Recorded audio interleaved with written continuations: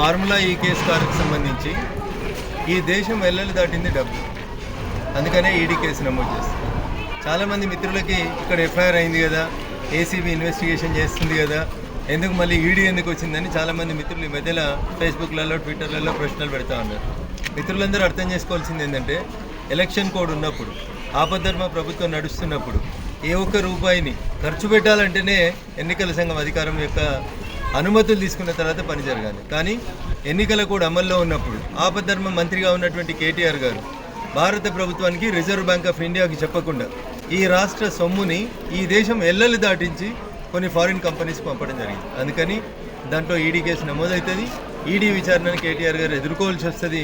దానికి సంబంధించి ఇప్పటికే 7వ తారీఖున నోటీసులు ఇవ్వడం జరిగింది. కాబట్టి మోడీలు, ఈడీలు, బోడీలు అని నోరు వారేసుకునేటప్పుడు కొంచెం నోరు ఒళ్ళు రెండు దగ్గర పెట్టుకోవాలి. గతంలో ఒకసారి మీ చెల్లె ఇట్లే మాట్లాడుతుండే, మోడీ, బోడీ, ఈడీ దేనికి భయపడ్డామని.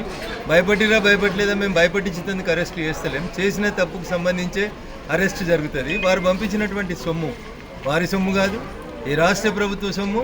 ఆయన దానికి కేవలం కస్టోడియన్ మాత్రమే. దట్టు ఎన్నికల కోడ్ ఉన్నటువంటి వేళ పంపేటువంటి అధికారం రాష్ట్ర ముఖ్యమంత్రి కానీ మంత్రులకు కానీ ఉండదు. కాబట్టి నేనే మంత్రిని, నా ఇష్టం ఉన్నట్టు పంచుకుంటే డబ్బులని కేటీఆర్ పంచుకున్నాడు. కాబట్టి పర్యవసానాలు ఎదుర్కోవడానికి కూడా సిద్ధంగా ఉండాలి. మరి అరెస్ట్ చేయి, నేను హైదరాబాద్లోనే ఉన్నాను ట్విట్టర్లో పెట్టినట్టు ఇల్లు ఎందుకు ఇవ్వాలి, మళ్ళీ కోర్టులో కురికి బెయిలీ రిక్వెస్ట్ చేయనని ఎందుకు పరిగెడతా ఉన్నావు? ధైర్యం ఉంటే ఒకసారి లోపలికి పోయి చూసి వస్తే తెలుస్తుంది మోడీ, ఈడీ, బోడీ ఎట్లుంటుంది అనేది ఒకసారి అర్థమవుతుంది. Thank you. మరిన్ని వీడియోస్ కోసం ఛానల్ ని సబ్స్క్రైబ్ చేయండి. లేటెస్ట్ అప్డేట్స్ కోసం వాట్సాప్ ఛానల్ ని ఫాలో అవ్వండి. ఆ లింక్ డిస్క్రిప్షన్ లో ఉంది.